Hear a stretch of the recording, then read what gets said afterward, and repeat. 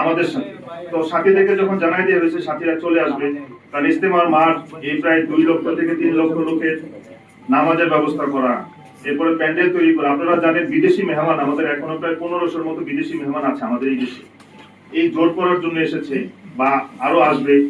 তো সবকিছু মিলে আমরা বললাম যে ঠিক আছে, 17 তারিখ রাতে চলে আসো, মঙ্গলবার রাতে।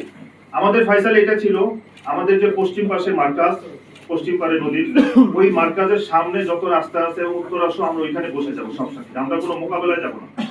কিন্তু রাত 11টায় বা 11:30টার সময় আমাদের কাছে খবর আসা শুরু হইলো স্টেশন রোড এবং কামারপাড়া ব্রিজ ওইদিকে আমাদের সাথীদের উপর হামলা হচ্ছে। আমাদের সাথীদের গাড়ি বিবাড়ি থেকে সাথীরা আসতেছে, কিশোরগঞ্জ, নেত্রকোনা, বয়স্ক লোকদের উপরে এই ছোট ছোট বাচ্চারা লাঠি ছোটা নিয়ে মারতেছে এবং এই পরিমাণ আর্তনাদ আমাদের কাছে খবর আসতেছে এবং তারা চারিদিকে আমাদের সাথে আক্রমণ শুরু করে দিল। আমাদের তাদের সাথে মোকাবেলা